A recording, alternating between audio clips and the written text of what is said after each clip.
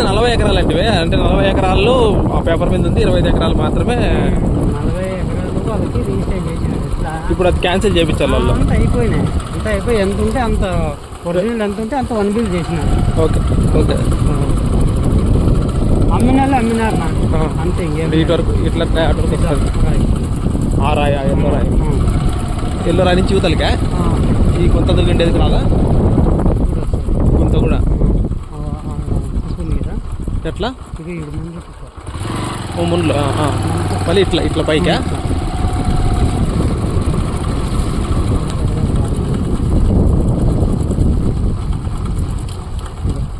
ఇట్లా ఓకే, ఇట్లా ఇట్లా పైకి. ఓకే, మొత్తం ఇది 25 ఎకరాలు నా ప్రజెంట్ ఉంది. 25 ప్లస్ అదొక 7 మొత్తం 32 అంటే అంత బాగా 3-4 కాళ్ళ. సరే నువ్వేం చేస్తావు అంటే దీన్ని డాక్యుమెంట్లు ఇప్పించుకో, అన్నీ కరెక్ట్గా ఉంటాయంటే రేటు మాట్లాడదాం.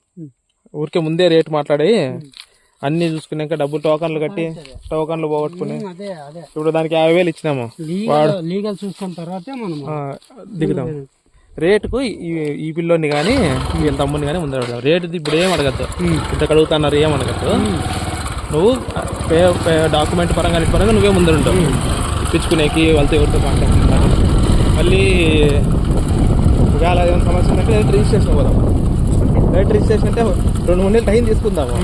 కానీ ఏదన్నా అంటే మనకు ఇప్పుడు వాడు ఓనరే రాలేదు సంతకం పెట్టేకి, వాడు అటు నుంచి రాలేదు, అటు నుంచి పంజాబ్ నుంచి.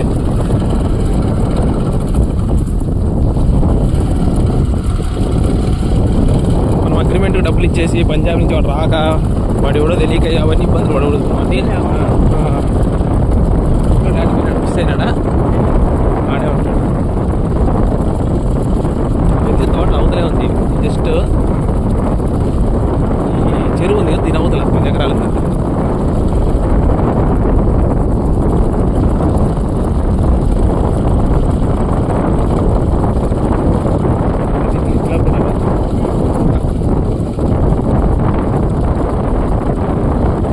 లేదంటే 2-3 కలుసుకుంటే ముందర ఒక స్కెచ్ తెలిస్తే మనకు మనం ముందర ఉన్నాం కాబట్టి ఫస్ట్ మనం ముందర తీసుకోవాలి సార్. అంటే వాళ్ళకి ఇది కూడా ఉందని చెప్పినాం అనుకో, నాకు ముందర దిగాలంటారు. అర్థమైంది కదా? నేను నా ఫ్రెండ్స్కో రేట్ ఏమో నాకేం పడితే అదే చెప్తా, కానీ ఏమవుతుంది అంటే నాకు ముందర దిగాలన్నప్పుడు రోడ్ మళ్ళీ కంపెనీ ఉంటే కష్టమవుతుంది. రోడ్లోనే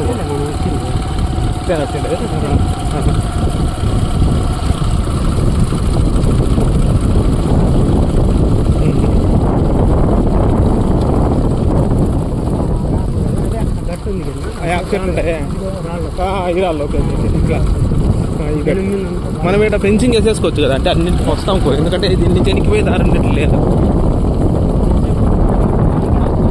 దీంట్లో డీసీ ల్యాండ్ అనేది ఏది లేదు కదా.